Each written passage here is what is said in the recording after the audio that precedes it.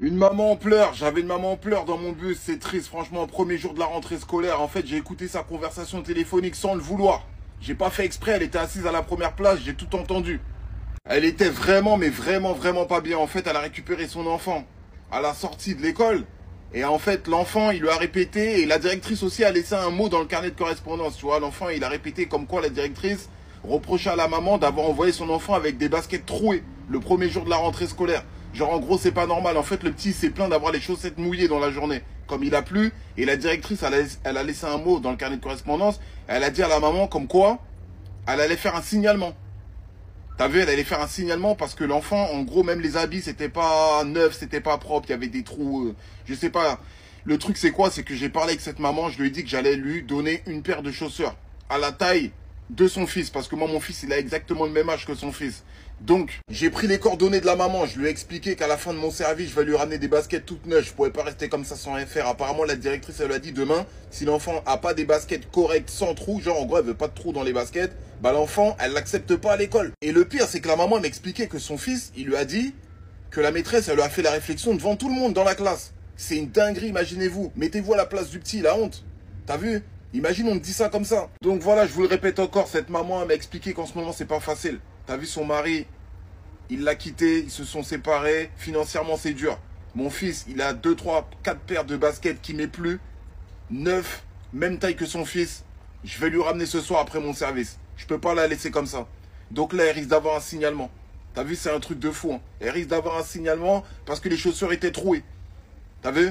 Donc big up la famille, faites attention à vous et prenez soin de vous. Bonne rentrée à vous. Ah, c'est vraiment triste pour cette maman. Il y a une maman, elle s'est fait arrêter avec plein de fournitures dans son sac. Elle est sortie sans les payer. Le vigile, il l'a arrêté, il a appelé la police. Le vigile, il lui a demandé devant moi, vous avez la rentrée scolaire pour payer les fournitures. Elle a dit, j'ai pas le choix de payer les courses avec. Elle n'avait pas assez d'oseille pour acheter des fournitures, donc elle est sortie avec.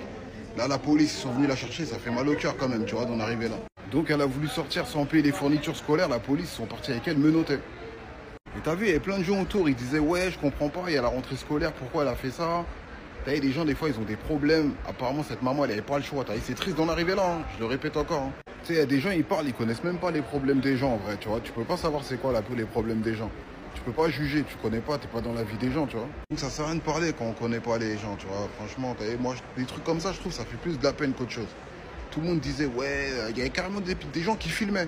Moi, jamais je vais me permettre de filmer pour vous faire un TikTok. Je vous explique l'histoire, mais je filme pas la daronne qui part menotter et tout ça, tu vois. Elle a pris des fournitures pour ses enfants.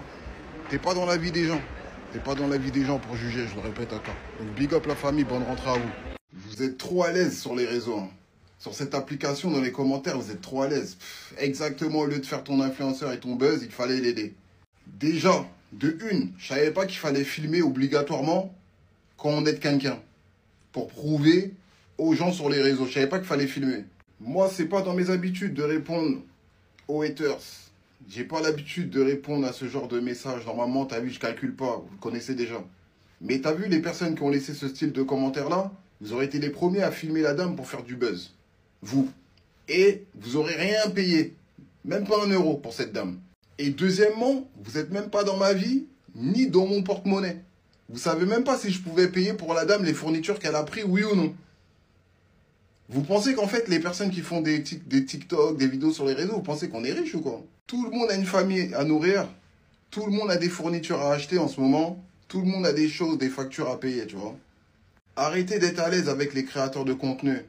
Arrêtez de penser qu'on est tous riches. Et je montrerai jamais mes bonnes actions. Filmer ou des preuves pour vous montrer mes bonnes actions sur les réseaux. J'ai pas que ça à faire de faire des trucs comme ça, tu vois. Donc réfléchissez bien avant de raconter des bêtises sur les réseaux. Réfléchissez avant d'envoyer des commentaires. Big up la famille, en tout cas, on reste branché pour de nouvelles vidéos.